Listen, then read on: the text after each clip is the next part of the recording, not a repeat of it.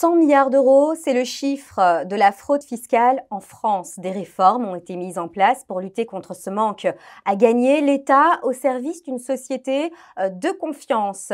Adhérer à un organisme de gestion agréé comme Enorga permet à ses adhérents de bénéficier d'avantages fiscaux en échange de leur sincérité fiscale.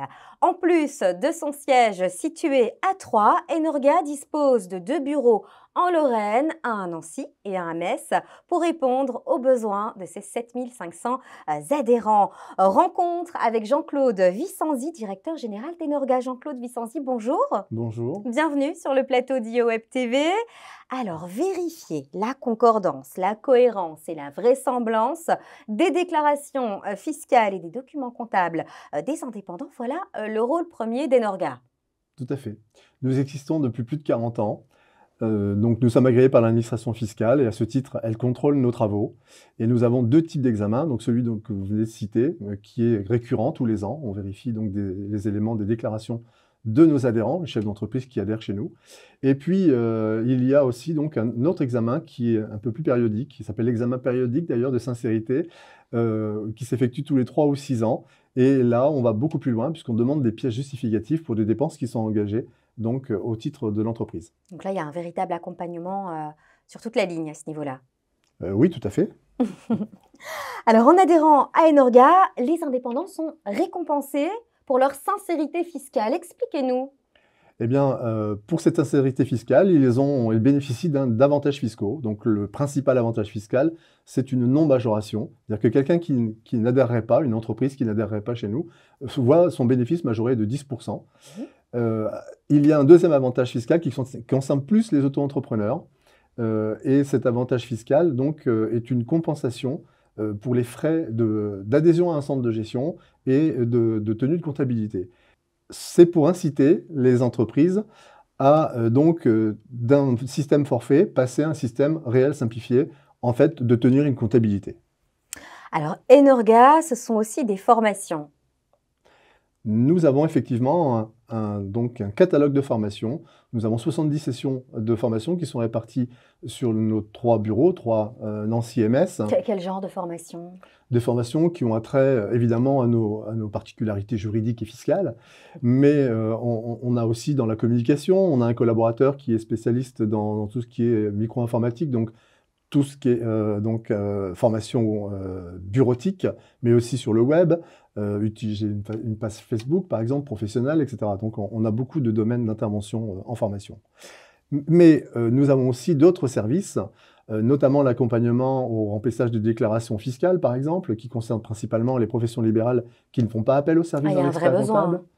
Oui, effectivement. L'accompagnement à l'installation aussi, notamment avec la disparition bientôt des centres de formalité des entreprises. Il va y avoir donc une recrudescence aussi de besoins en ce domaine. Et on a une particularité, nous avons aussi un service agricole. C'est une particularité Enorga où un ingénieur agricole propose des services du type études à l'installation, études à la diversification, mais aussi réaliser des déclarations PAC qui sont annuelles et des déclarations structure lorsque l'exploitation évolue. Alors, nous sommes en période de transition. Un article de projet de loi de finances 2021 relatif à la réforme des indépendants pourrait compromettre l'avenir des organismes de gestion agréés comme Enorga. Quels sont un petit peu les changements attendus ? Alors, cette modification est la suite logique de la loi ESSOC, de la société de confiance voulue par le gouvernement, afin de retirer un maximum de contraintes donc, aux entreprises. Et donc, on envisage donc la suppression de ces 10% dans les 2 ans à venir. C'est pour nous quelque chose d'important, mais on a la possibilité de rebondir avec l'examen de conformité fiscale qui vient d'être mis en place par l'administration fiscale. Cet examen de conformité fiscale donc, comporte 10 points sur lesquels donc, on va pouvoir faire un examen du même type de ce qu'on fait actuellement et qui va être récompensé par certains avantages, notamment le fait de ne pas inclure l'entreprise dans la programmation des contrôles fiscaux. C'est sur quelle fréquence cet examen? Ça devrait être un examen qui aurait une fréquence annuelle en fait. D'accord. Et justement, du coup, dans ce contexte, quels sont les prochains défis à relever pour Enorga? Alors, les prochains défis pour Enorga, c'est principalement pour nos adhérents. Donc, ce premier challenge, ça va être de transformer nos examens périodiques de sincérité, dont j'ai parlé au début, en examens de conformité fiscale. Déjà pour s'engager sur l'avenir, puisque l'examen périodique de sincérité devrait disparaître. Ça, c'est le premier challenge. Le second challenge, ça va être de convaincre nos experts comptables partenaires, donc de vendre, de commercialiser ou d'inciter les entreprises à s'engager vers l'examen de conformité fiscale. Il ne faut pas oublier qu'actuellement, on a à peu près entre 350 000 et 400 000 contrôles fiscaux par an qui sont réalisés par la DGFiP. Il y a des contrôles sur place, il y a aussi des contrôles sur pièce, donc à distance, depuis les bureaux. Et donc, le risque de contrôle fiscal n'est pas nul. Et le fait que l'administration fiscale considère que s'il y a un examen de conformité fiscale, il n'y aura pas donc de prise en compte dans la programmation des contrôles fiscaux est quand même un avantage différent, mais c'est quand même un avantage. Et il y a aussi d'autres avantages en cas de contrôle fiscal, si malgré tout il avait lieu, il y aura donc absence de pénalité et de majoration de retard. On peut donc considérer que l'examen de conformité fiscale est une assurance et qui couvre un risque, le risque du contrôle fiscal.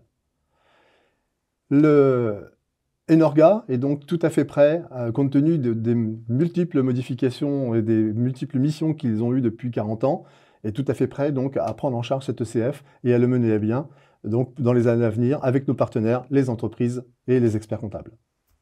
Jean-Claude Vicenzi, directeur général d'Enorga, merci pour cette interview. Merci à vous.